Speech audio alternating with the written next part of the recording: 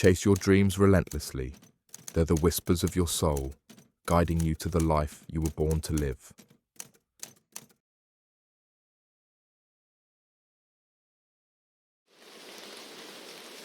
Follow your dreams, go with your gut feeling, and embrace your fears. Written by Varick Larnell and published by Listen, Grow Sleep. Before we dive in, take a moment to hit that like button and subscribe, but only if you genuinely love the books I publish here. Drop a comment below letting me know where you're listening from and what time it is. It's always so cool to see where people are watching from.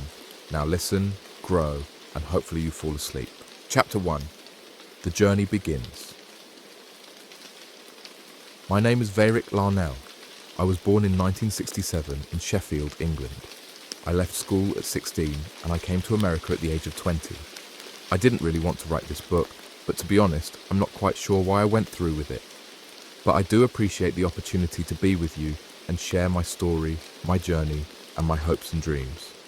Having left school at 16, I didn't really have any future ahead of me in England. I came to America many years ago, and that represented the land of opportunity for me. In those past years, I've been able to build 3 successful ventures: a clothing company, a film location business, and a collection of classic Porsches that I've restored, raced and driven. Porsche is a passion for me, and I'll talk about that in detail shortly. But all 3 of these ventures share one common bond. I had no education in any of them. I didn't think I was going to end up in these particular fields. I didn't really know where I was going. But all 3 have a common thread, a common bond. And that common bond for me was freedom. Freedom to do whatever I wanted to do and a dream to live my life to the fullest. Coming to America was truly a journey for me, but in England it was special to say the least. We had the punk rock movement taking off, and we also had the Royal Jubilee celebration. But for me, it marked the beginning of a very memorable moment. My father took me to the London Earl's Court Motor Show in 1977. That's where I fell in love with a white Martini Porsche. Any kid growing up anywhere in the world in the late 70s and early 80s probably had a choice of 3 cars on their bedroom wall: a Porsche Turbo, a Ferrari Boxer, or a Lamborghini Countach. For some reason, I chose Porsche. I even wrote a letter to Porsche when I was 10 years old, essentially saying, "I want to design for Porsche." They wrote back and said, "Call us when you're a little bit older," which I thought was pretty funny. They sent me a sales brochure, and 35 years later, they'd end up writing me another letter, but I'll get to that story a little bit later. I was this young kid growing up in Sheffield, a grim northern steel town. There weren't many Porsches on the road there, so I filed that dream away. I had the poster on the wall and I watched motorsports as a kid. In 1977, England had James Hunt, who was a Formula One world champion. We also had Barry Sheene, a 2-wheel MotoGP champion back then. Even though I didn't grow up with fancy cars, my father was a salesman, and I grew up in a working class background. I did have this dream early on, and somehow this dream involved Porsche. Back then, I was also a competitive middle-distance cross-country runner. I loved getting out there and running. I became quite competitive and joined a club called the Hallamshire Harriers. Sebastian Coe, who set quite a few world records and ran at the 80 and 84 Olympic Games, was from the same club and was inspirational to me. Around that same time, I also fell in love with heavy metal music. Growing up in Sheffield, there were a lot of rock bands. It may have been a slightly depressed, grim northern city, but there was a lot of music and a lot of fun. So, I fell in love with Porsche, became a middle-distance cross-country runner, fell in love with heavy metal music, and by the end of my 5th year, I decided I would leave school. I left in 1982, basically with 2 O-levels and no real future ahead of me. By that time, I'd also discovered I could drink in pubs. That was great for going to clubs and having fun, but it wasn't so good for a middle-distance cross-country runner and athlete, so my athletic pursuits faded away. But the passion and drive stuck with me, and I think to this day, those memorable moments from my early years are still with me. I'm still running around. I'm still chasing after my goals. After leaving school, I bummed around on the dole for a bit, doing odd jobs. I started to hear this comment quite a lot. Cut your hair and get a real job. I was on welfare, working construction, living at home, with no car, taking the bus everywhere. For a year or 2, that was okay. But by the time I turned 17, I decided, Okay, I'm not going to cut my hair, but maybe I should think about getting a job. I took a year-long leisure and recreation study course in sports management at a college.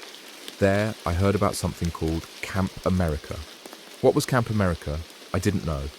But I found out that Camp America sent young people to work at summer camps in the United States. Growing up as a kid, I watched a lot of American TV. Most of the shows I loved centered around action and cars, Starsky and Hutch, Dukes of Hazzard, Chips. So I had this American dream. It involved Evel Knievel and all these iconic American figures. I took a leap of faith and applied to Camp America.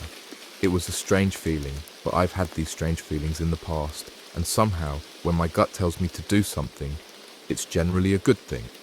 Hence, go with your gut feeling. By pure luck, I was accepted into Camp America.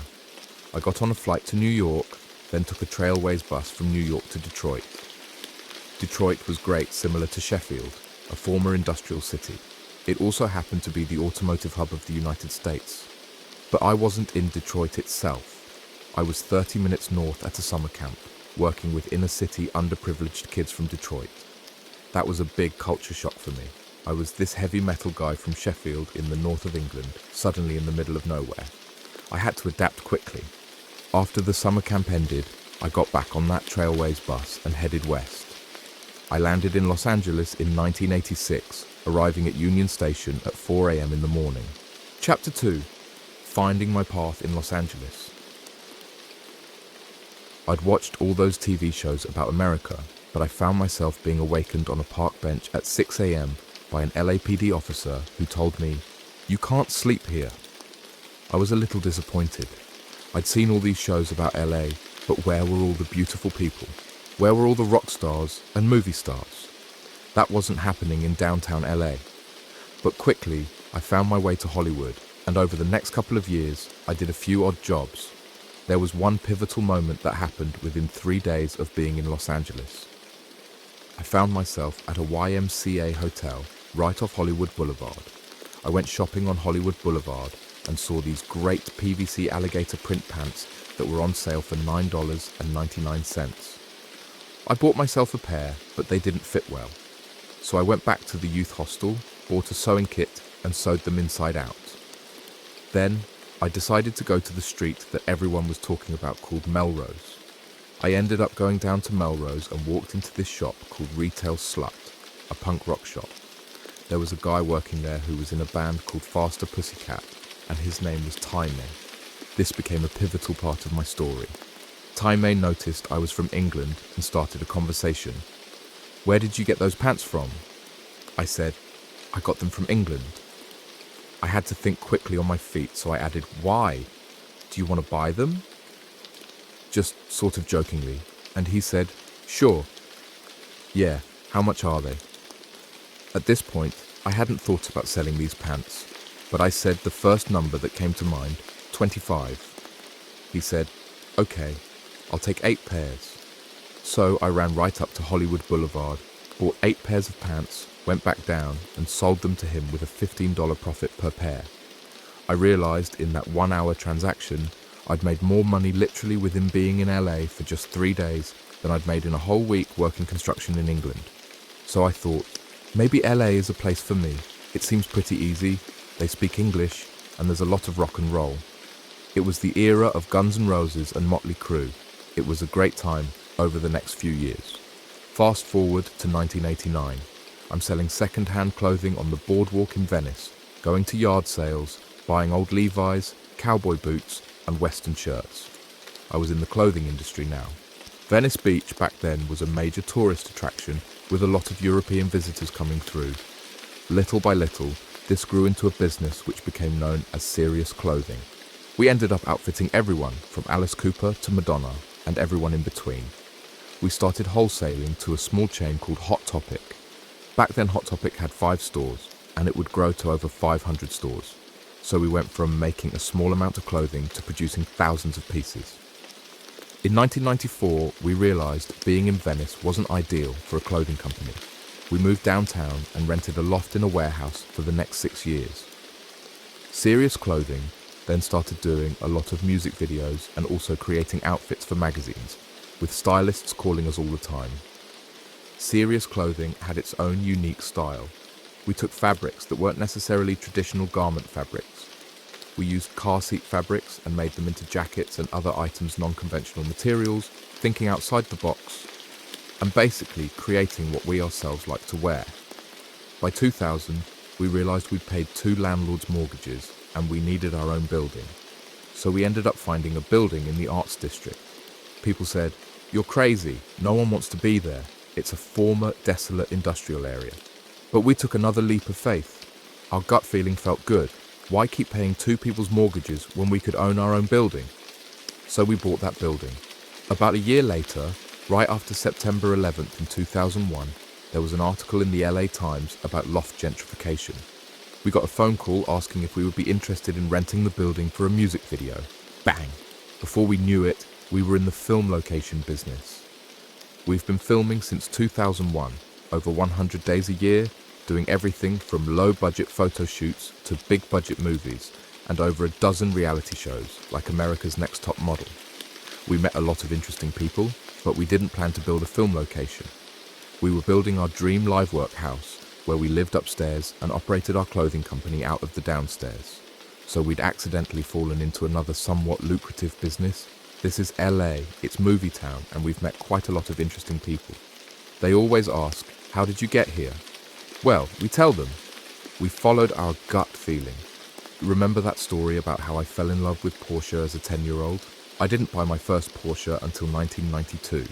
Serious Clothing had become quite successful, and from 92 to 2000, I was racing around getting quite a lot of speeding tickets. In 2001, I took my aggressive street driving to the track and joined the Porsche Owners Club.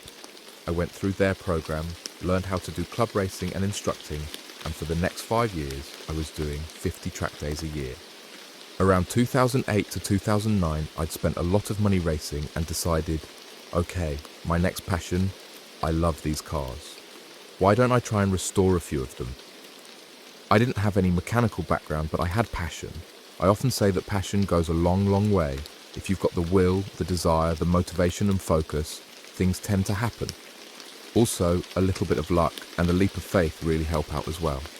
I asked a lot of questions and started restoring a couple of cars. I got a little bit of interest from European car magazines and I started a blog online.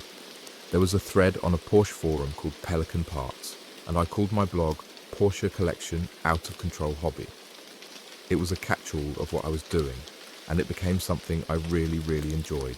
Chapter 3, Urban Outlaw and Porsche Recognition. About 2 years ago, another pivotal moment in our life happened. These pivotal moments seem to happen by accident every 10 years or so, or they're just naturally evolving. We never had a 5 or 10 year planned business model.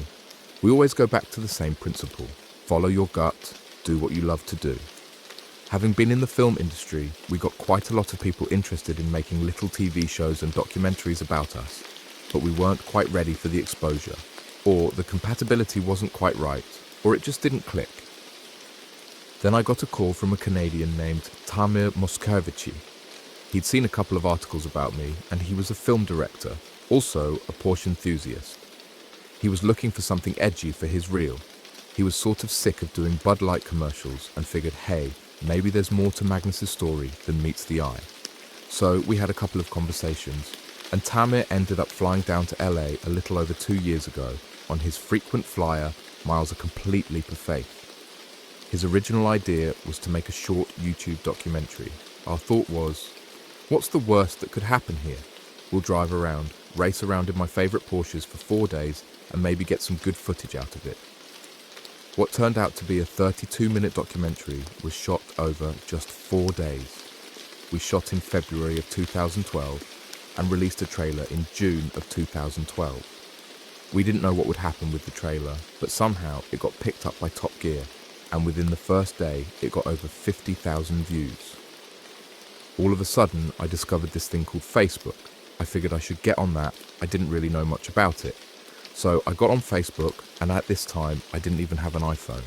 I wasn't really internet savvy, but all of a sudden I kept getting all these friend requests from all these places around the world. Spain, Indonesia, and I was thinking, what's going on? Well, this trailer for the 3-minute film, Urban Outlaw, that Top Gear picked up, got blogged, reblogged, and reblogged again. This was pretty exciting. The project was a leap of faith. Everyone was working on a shoestring budget, a bro-down buddy favorite type of thing, and they were doing this sort of on the side. Little by little, I started posting that the film was going to come out. Being a production-oriented person, we shopped it around to a few film festivals. Somehow, it got into the Raindance Film Festival, which I described as the rainy version of Sundance that's held in England. I'm from England, so what were the chances that I would get to premiere my film in front of an audience in my home country? Karen and I flew to London, and we premiered the film in Piccadilly Circus on a Saturday night around 10 o'clock, and it sold out. There was a buzz about this film. We decided, okay, we're going to release it online. So on October 15th, the film went online, and probably 2 weeks after it came out, I got a phone call from Jay Leno. Jay Leno had seen the film and wanted it to be featured on his garage show. That started the avalanche of what has happened over the past 18 months. All of a sudden, my life was divided into before Urban Outlaw came out and after. At this point, we had been doing serious clothing for 20 years, and we weren't quite as motivated as we once were. We always said we design what we personally like to wear, but over the past few years, we'd sort of been treading water, so we took this leap of faith and decided that success really is the freedom to do whatever you want to do. We decided we were going to close Sirius down. This was the baby that had enabled us to get to this point. It wasn't like we gave up on Sirius, we still had all the patents and samples. But what it did was, once we decided to pull that band-aid off, it allowed us some breathing room. We didn't know what was coming next, but we knew it was going to be something good. So once we closed that door, in the past 18 months, I've probably done 100 magazine, video and TV show interviews. I think by closing Sirius's door, it opened up all this freedom to travel. Remember me telling you about Porsche and that letter I wrote as a 10-year-old? About a month after the film came out, I received a letter from Porsche. Basically, they'd seen the film and were impressed with my Porsche passion. They realised they'd written me a letter 35 years later. Ironically, in the film, Tamir asked me, "What do you think Porsche would think about what you're doing?" I said, "I don't know. I hope they'd be smiling and be happy." So Porsche wrote me a second letter. I wish I had the first one, but I do have the second one. They invited me to visit them in Stuttgart and tour the museum, which I did. Purely by coincidence, I was there on September 11th, 2013. After that, there was the LA Auto Show. We did a couple of events with Porsche. We hosted these events in my garage in downtown LA. It was a worldwide dealer event. They brought all their dealers over and incorporated me into this workshop, where Porsche was talking about their restoration work and Porsche Classic division. I think they sensed that I have this thing, Porsche passion is what I called it, and it's something that you can't really build, market or sell. It's just sort of there. So Porsche integrated me into this workshop, invited me to an event in Essen, Germany, and basically started to invite me to various places and incorporate me into their upcoming commercials. The journey that began with a 10-year-old boy writing a letter to Porsche had come full circle. My passion had led me down an unexpected path, but it was a path that felt right because I followed my gut feeling every step of the way. This is what I've learned. When you follow your dreams, go with your gut feeling and embrace your fears, amazing things can happen. You might not end up where you thought you would, but you'll end up exactly where you're meant to be. Chapter 4. The Power of Authenticity. One of the most important lessons I've learned throughout my journey is the power of authenticity. When people ask me about the success of Urban Outlaw and everything that followed, I tell them it comes down to one simple thing: being genuine. The film resonated with people because it wasn't manufactured or contrived. It was just me, being myself, sharing my passion. In today's world, authenticity is rare. We're constantly bombarded with carefully curated social media profiles and marketing campaigns designed to sell us an image rather than reality. But people can sense when something is real, and they're drawn to it. That's what happened with Urban Outlaw viewers connected with the raw, unfiltered passion they saw on screen. I never set out to create a personal brand or to become known as the urban outlaw. That nickname came organically from the film, and it stuck because it fit. I was this unconventional guy with long hair and tattoos who was obsessed with Porsches, not exactly the typical Porsche enthusiast stereotype, but that's precisely why it worked.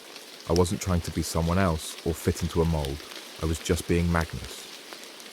After the film's success, I started getting invitations to speak at events. At first I was hesitant. I'd never done public speaking before, and I didn't consider myself particularly articulate. But I decided to approach it the same way I approached everything else in my life, by being myself and speaking from the heart.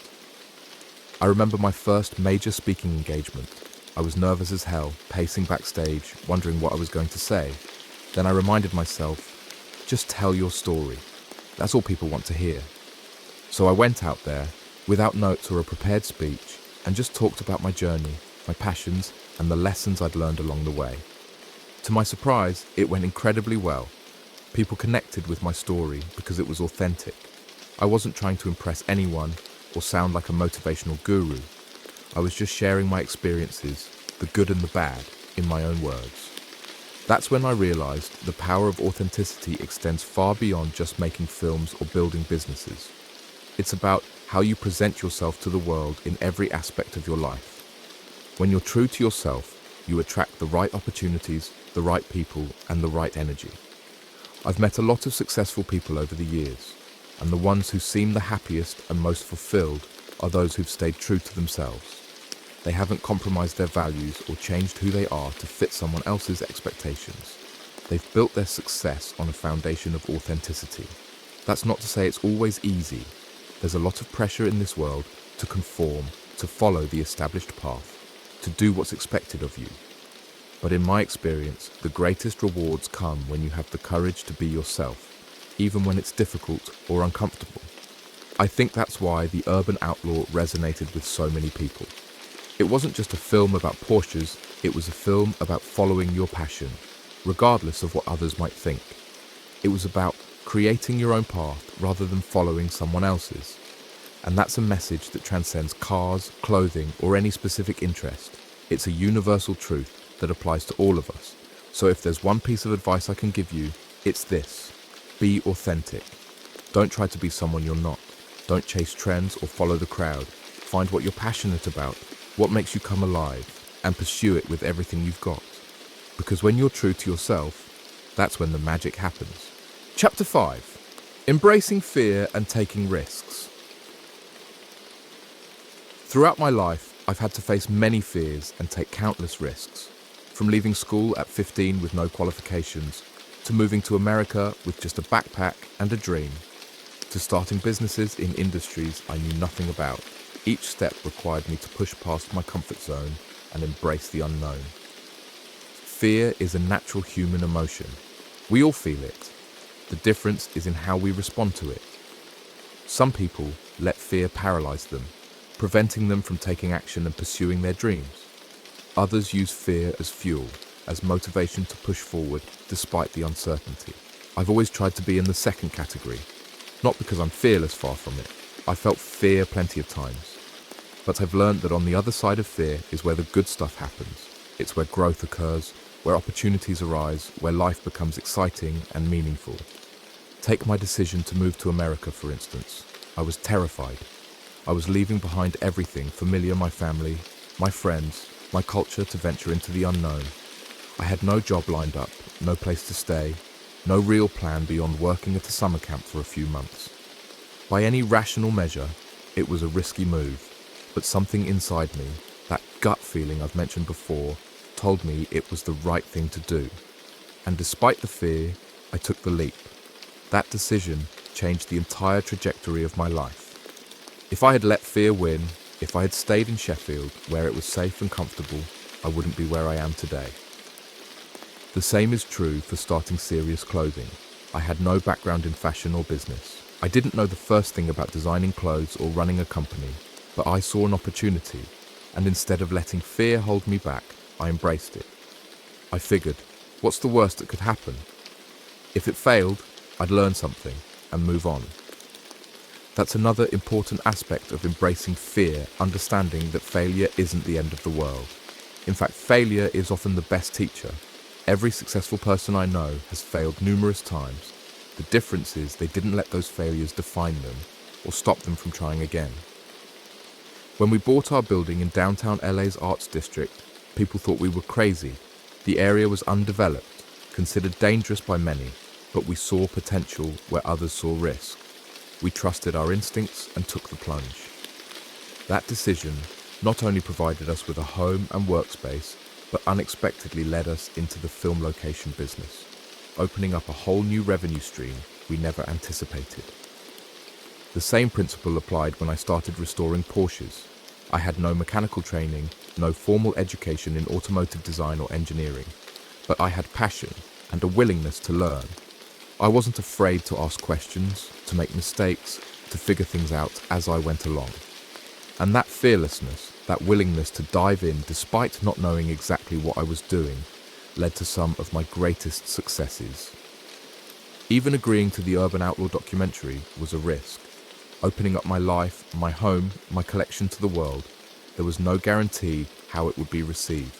But again, that gut feeling told me to go for it. And it turned out to be one of the best decisions I've ever made.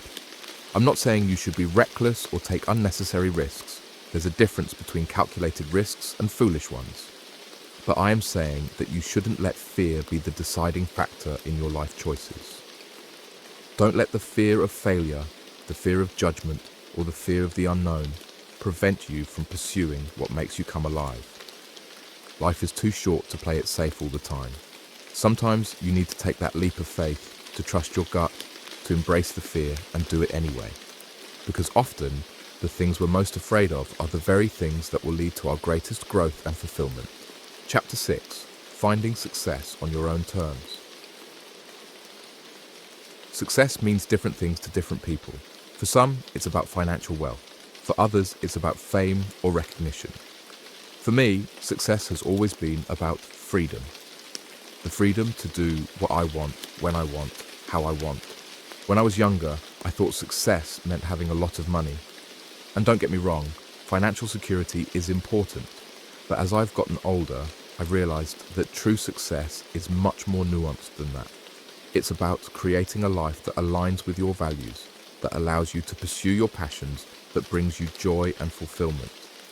I've met plenty of people who are financially wealthy but miserable because they're trapped in careers or lifestyles that don't fulfill them. And I've met people with modest means who are incredibly happy because they're doing what they love and living authentically. That's why I believe it's so important to define success on your own terms, rather than accepting society's definition. Society often tells us that success means climbing the corporate ladder, buying a big house, driving a fancy car, having the right job title. But if those things don't bring you joy or align with your values, then achieving them won't make you happy. For me, success has always been about freedom and passion. I wanted the freedom to pursue my interests, to set my own schedule, to be my own boss. And I wanted to spend my time doing things I was passionate about, whether that was designing clothes, restoring Porsches, or traveling the world. That's why I never followed a conventional path. I didn't go to university or climb the corporate ladder. I didn't work my way up through an established company.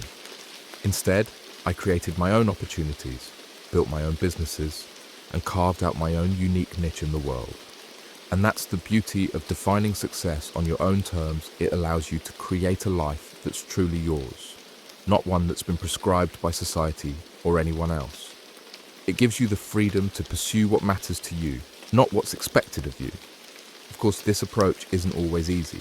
When you're forging your own path, there's no roadmap to follow, no clear steps to take. You have to figure it out as you go, and that can be scary and uncertain.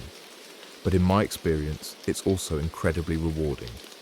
There's a deep satisfaction that comes from building a life on your own terms, from knowing that your success is truly yours, not something handed to you or defined by someone else. It's the difference between following someone else's dream and creating your own. That's not to say external validation isn't nice. Of course, it feels good when others recognize your work or appreciate what you've built. But if that external validation is your primary motivation, you're setting yourself up for disappointment. Because no matter how much recognition you receive, it will never be enough if you're not internally fulfilled by what you're doing. True success comes from within. It's about being proud of what you've created, feeling fulfilled by your work, and knowing that you're living in alignment with your values and passions. It's about waking up each day excited about what lies ahead, rather than dreading the hours until you can clock out. So I encourage you to take some time to reflect on what success means to you. Not what your parents think it means, or what society says it means, or what your friends or colleagues think it means. What does it mean to you? What would make you feel successful and fulfilled? Once you have that clarity, you can start building a life that aligns with your personal definition of success. And that, in my experience, is the key to long-term happiness and fulfillment. Remember, there's no one-size-fits-all approach to success. What works for someone else might not work for you, and that's okay. The beauty of life is that we each get to write our own story, to define success on our own terms, and to create a life that reflects our unique values, passions, and dreams. Chapter 7. The Art of Perseverance. If there's one quality that's been essential to my journey, it's perseverance. The ability to keep going, to push through challenges, to stay committed to your vision even when things get tough, that's what separates those who achieve their dreams from those who don't. When I first started Serious Clothing, there were countless moments when I could have given up. The fashion industry is notoriously difficult to break into, especially for someone with no formal training or connections.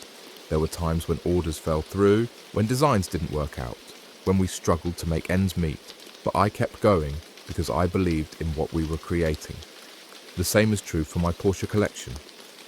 Building and restoring these cars takes an enormous amount of time, patience, and dedication.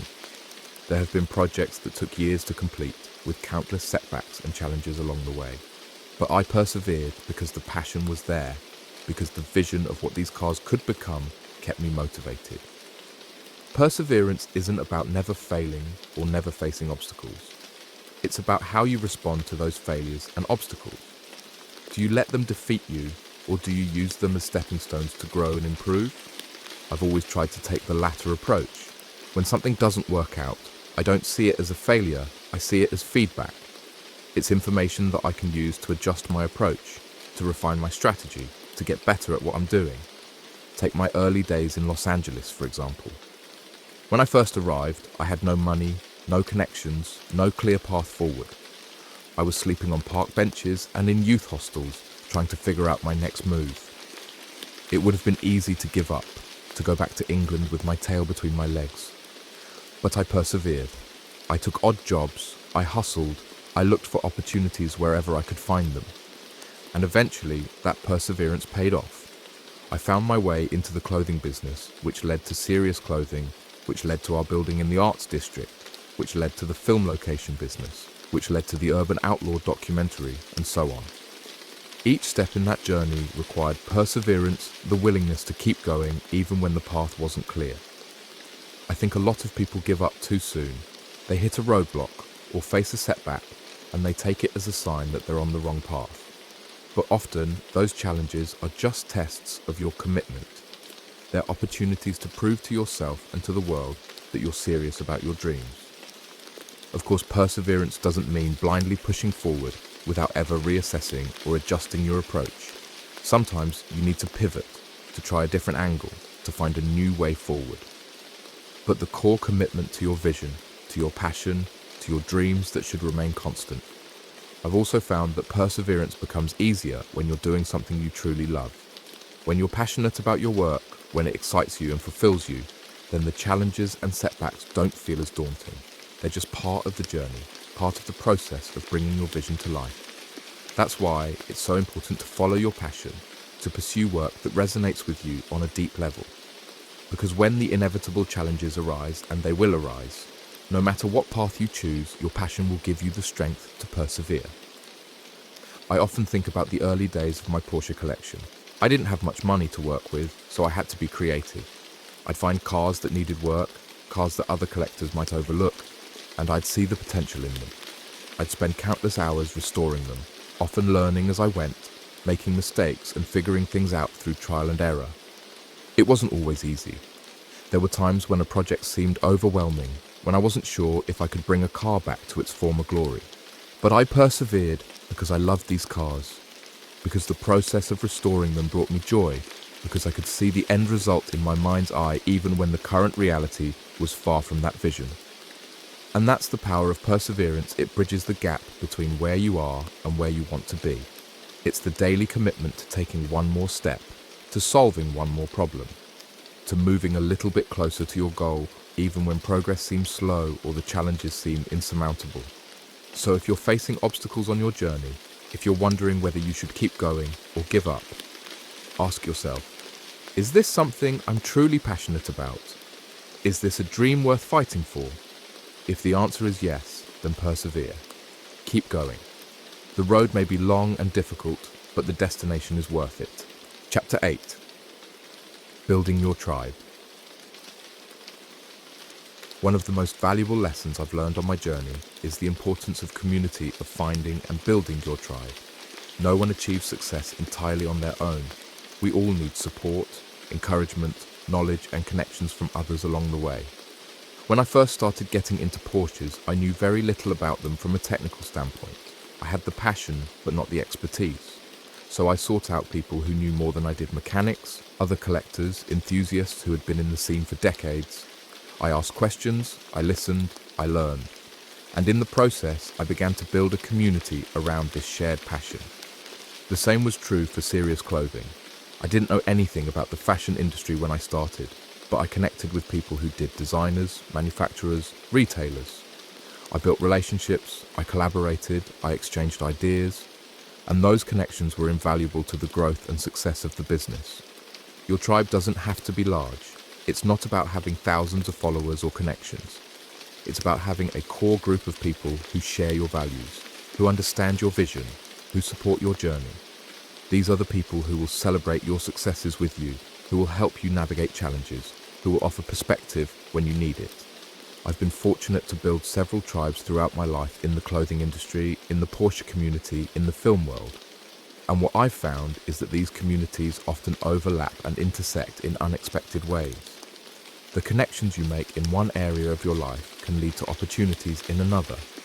Take the Urban Outlaw documentary, for example. That came about because Tame Moscovici, a filmmaker who was also a Porsche enthusiast, discovered my blog and reached out. He was part of my Porsche tribe, but he brought his filmmaking expertise to the table, creating something that neither of us could have created alone. That's the power of community. It expands your horizons. It introduces you to new ideas and perspectives. It creates possibilities that wouldn't exist if you were operating in isolation. Building your tribe takes time and effort. It's not something that happens overnight. It requires genuine interest in others, a willingness to give as well as receive, and a commitment to nurturing relationships over the long term.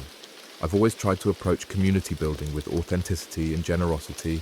I share what I know, I offer help when I can, I celebrate others' successes. And I've found that this approach tends to attract like-minded people, people who are passionate, genuine, and supportive. Social media has made it easier than ever to connect with people who share your interests and values. When the Urban Outlaw documentary went viral, I suddenly found myself connected to Porsche enthusiasts from all over the world. People would reach out to share their own stories, their own projects, their own passion for these cars. But while social media can be a powerful tool for finding your tribe, it's important to remember that real community goes deeper than likes and comments. It's about building genuine relationships, about creating meaningful connections, about being part of something larger than yourself. Some of my most valuable relationships have come from in-person interactions, from car shows, from industry events, from chance encounters. There's something powerful about connecting with someone face to face, about sharing experiences in real time, about building trust through direct interaction. That's not to say online communities can't be meaningful, they absolutely can, but they're most powerful when they're an extension of real-world connections, when they're built on a foundation of shared experiences and genuine interest. So as you pursue your dreams, as you follow your passion, make a conscious effort to build your tribe. Seek out people who share your interests, who understand your vision, who support your journey. Be generous with your knowledge, your time, your encouragement. Celebrate others' successes as enthusiastically as your own. Because at the end of the day, success is sweeter when it's shared, and the journey is more enjoyable when you're not walking it alone. Chapter 9. Adapting to change. If there's one constant in life, it's change. The world is constantly evolving, industries are transforming, technologies are advancing, and opportunities are shifting. To succeed in this ever-changing landscape, you need to be adaptable to embrace change rather than resist it, to see it as an opportunity rather than a threat. Throughout my career, I've had to adapt to numerous changes, both external and internal. When I started Serious Clothing in the late 1980s, the fashion industry was very different from what it is today. There was no internet, no social media, no e-commerce. We sold our clothes through physical stores, through word of mouth, through direct relationships with customers and retailers. As the digital revolution took hold, we had to adapt. We had to learn new ways of marketing, new channels for distribution, new methods of connecting with customers. It wasn't always easy. Change rarely is, but it was necessary for the business to survive and thrive. The same is true for my Porsche passion. The collector car market has changed dramatically over the years. Prices have fluctuated, buyer preferences have shifted, restoration techniques have evolved. To stay relevant and successful in this space, I've had to adapt to learn new skills, to explore new approaches, to stay attuned to the changing landscape. But adaptation isn't just about responding to external changes. It's also about being willing to evolve your own vision, to reassess your goals, to pivot when necessary. Sometimes the path you initially set out on isn't the one that will ultimately lead to fulfillment and success. Being adaptable means being willing to adjust your course when needed. When we closed Serious Clothing after 20 years, it was a significant change. This was the business that had been our primary focus for 2 decades, that had supported us financially, that had been a major part of our identity. But we recognized that it was time for a change, that our passion and energy were now directed elsewhere. That decision to let go of something that had been so central to our lives required adaptability. It required a willingness to embrace uncertainty, to step into the unknown, to trust that new opportunities would emerge. And they did, in ways we couldn't have anticipated. The urban outdoor documentary opened up a whole new chapter in my life, leading to speaking engagements, collaborations with Porsche, and connections with enthusiasts around the world. None of that would have happened if we hadn't been willing to adapt, to let go of the old to make room for the new. Adaptation doesn't mean abandoning your core values or passions. It means finding new ways to express those values and passions in a changing world. It means being flexible in your methods while remaining steadfast in your purpose. I've always been passionate about design, about creativity, about self-expression. Those passions have remained constant throughout my life, but the ways in which I've expressed them have evolved from clothing design to car restoration to public speaking. Each evolution has required adaptation, a willingness to learn new skills, to step outside my comfort zone, to embrace new challenges. In today's fast-paced world, adaptability is more important than ever. Industries can be disrupted overnight, technologies can render existing skills obsolete, global events can reshape the economic landscape. Those who thrive in this environment are those who can adapt quickly, who can see change as an opportunity rather than a threat, who can pivot when necessary while staying true to their core values. So how do you develop adaptability? It starts with mindset, with viewing change as a natural and necessary part of growth, with being open to new ideas and approaches, with being willing to let go of what's no longer serving you. It also requires continuous learning, staying curious, seeking out new knowledge and skills, being willing to be a beginner again and again. Some of the most successful people I know are those who never stop learning, who approach each new challenge with humility and a genuine desire to grow. And perhaps most importantly, adaptability requires resilience. The ability to bounce back from setbacks, to learn from failures, to keep moving forward, even when the path isn't clear. Change is rarely smooth or easy. It often involves discomfort, uncertainty, and temporary setbacks. But those who can weather these challenges, who can maintain their focus and determination through periods of transition, are those who ultimately thrive. So, Embrace change. See it as an opportunity for growth, for reinvention, for discovering new aspects of yourself and your potential. Be willing to let go of what's no longer serving you to make room for what's next. And remember that adaptability isn't about abandoning your dreams, it's about finding new and better ways to pursue them in a changing world. Chapter 10. Leaving a Legacy.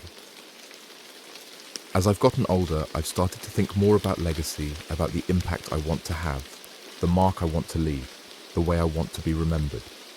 It's not something I thought much about in my younger years. I was too focused on the present, on building businesses, on pursuing my passions. But now, looking back on my journey and looking ahead to the future, legacy has become increasingly important to me. Legacy isn't just about what you accomplish or what you accumulate. It's about the lives you touch, the inspiration you provide, the values you embody. It's about creating something that outlasts you, that continues to have an impact long after you're gone. For me, a significant part of my legacy is tied to my Porsche collection. These cars represent more than just material possessions. They're expressions of creativity, of passion, of a unique vision. Each one tells a story. Each one embodies a piece of automotive history reinterpreted through my personal aesthetic. But the cars themselves are just objects. What gives them meaning, what makes them a legacy, is the passion and creativity they represent. My hope is that they inspire others to follow their own passions, to express their own creativity, to pursue their own unique vision, whether that's related to cars or to something entirely different. The Urban Outlaw documentary has become another important part of my legacy. Through that film, my story has reached people around the world, inspiring them to follow their dreams, to trust their gut, to embrace their fears. I regularly receive messages from people who tell me that the film motivated them to make a change in their life, to pursue a passion they'd been neglecting, to take a risk they'd been avoiding. That kind of impact, the ability to inspire others to live more fully, more authentically, more passionately, is the legacy I'm most proud of. It's not about being remembered for my name or my face or my specific accomplishments. It's about the ripple effect of the values I've tried to embody: authenticity, passion, perseverance, adaptability. I believe we all have the opportunity to create a meaningful legacy, regardless of our profession, our resources, or our circumstances. It's not about grand gestures or public recognition. It's about living in alignment with your values, about making a positive impact in whatever sphere you inhabit, about leaving things a little better than you found them. For some, legacy might be about family, about raising children who embody positive values, who contribute to the world in meaningful ways. For others, it might be about professional accomplishments, about innovations, creations, or contributions that advance their field. For still others, it might be about community service, about making a difference in the lives of those around them. There's no right or wrong way to define your legacy. What matters is that it reflects your authentic self, your deepest values, your unique gifts and passions. It should be something that feels meaningful and fulfilling to you, not something imposed by external expectations or societal norms. As you think about your own legacy, I encourage you to consider not just what you want to achieve, but who you want to be. What values do you want to embody? What impact do you want to have on others? How do you want to be remembered by those whose lives you've touched? These are profound questions, and the answers may evolve over time as you grow and change. But keeping them in mind can help guide your decisions, your priorities, and your actions. They can help ensure that you're building a life that not only brings you personal fulfillment, but also contributes something meaningful to the world. For me, the journey continues. I'm still pursuing my passions, still following my gut, still embracing my fears. I'm still restoring Porsches, still speaking about my experiences, still connecting with people around the world who share my interests and values. And through it all, I'm trying to build a legacy that reflects what matters most to me: authenticity, passion, perseverance, and the courage to follow your dreams. So as we come to the end of this journey together, I want to leave you with this thought. Your legacy is being created every day through the choices you make, the values you embody, the impact you have on others. Make it a legacy you'll be proud of, one that reflects your authentic self, your deepest passions, and your highest aspirations. Thank you for allowing me to share my story with you. I hope it inspires you to follow your dreams, to go with your gut feeling, and to embrace your fears. Because in the end, that's what life is all about, having the courage to be fully, authentically yourself, and to create a life and a legacy that reflect what truly matters to you. My name is Magnus Walker, and this has been my story. But more importantly, what will your story be? Chapter 11. Your journey begins now. Throughout this book, I've shared my journey from a working class kid in Sheffield with a dream about Porsches to where I am today. I've talked about the importance of following your dreams, trusting your gut feeling, embracing your fears, being authentic, persevering through challenges, building your tribe, adapting to change, and creating a meaningful legacy. But now it's time to turn the focus to you and your journey. Every great adventure begins with a single step. My journey began with that first letter to Porsche when I was 10 years old, with the decision to apply to Camp America with buying those $9.99 pants on Hollywood Boulevard. Your journey might begin with finishing this book and deciding to take action on something you've been putting off, something you've been dreaming about but haven't had the courage to pursue. The beautiful thing about life is that it's never too late to start. I didn't buy my first Porsche until I was in my mid-20s. I didn't start restoring them until I was in my 40s. The urban outlaw documentary that changed my life so dramatically didn't happen until I was well into my 40s. There's no timeline you need to follow, no schedule you need to adhere to. Your journey unfolds at its own pace, in its own way. What matters is that you start, that you take that first step, however small it might seem, that you begin moving in the direction of your dreams, even if the path isn't entirely clear yet. Because once you start moving, opportunities arise, doors open, and the path begins to reveal itself. I want you to take a moment right now to think about what you're passionate about. What makes you come alive? What do you find yourself thinking about when your mind wanders? What would you do even if you weren't paid for it?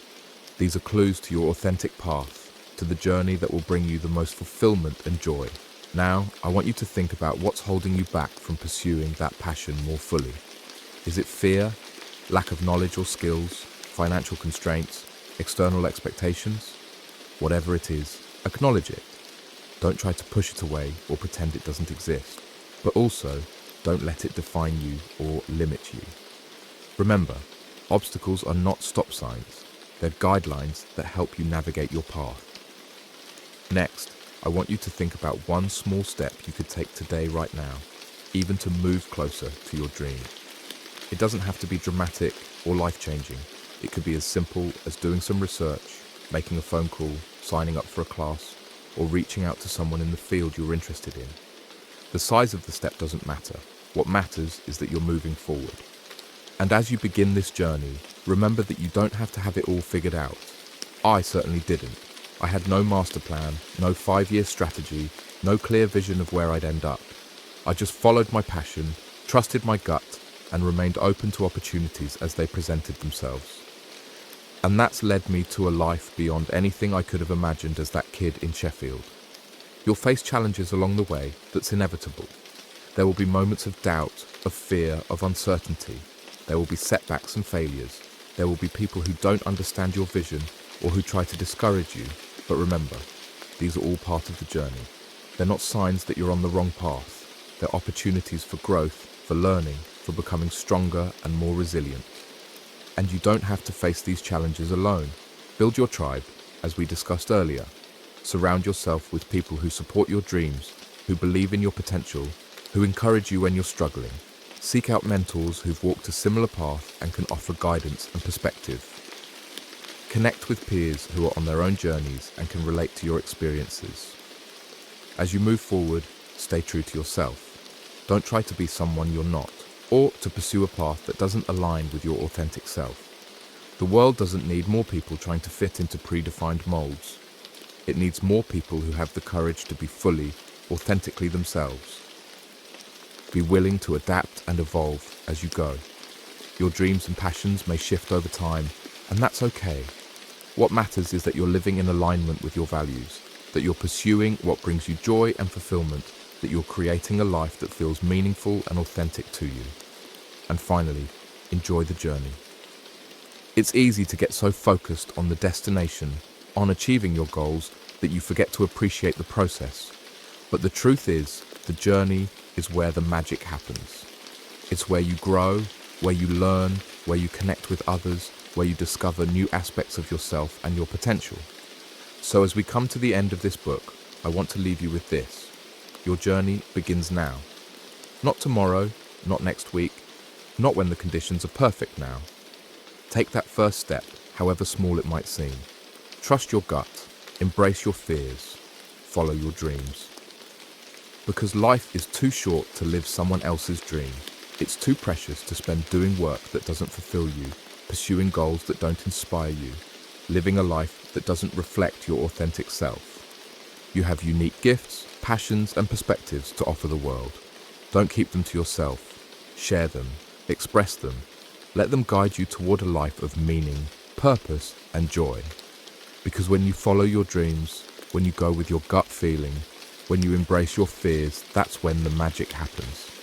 That's when you discover what you're truly capable of. That's when you create a life and a legacy that reflect what truly matters to you. So what are you waiting for? Your journey begins now. Take that first step, and then the next, and the next. Before you know it, you'll be living a life beyond your wildest dreams, just as I am. Thank you for allowing me to be a part of your journey. Now go out there and create a story worth telling. I can't wait to see where your dreams take you.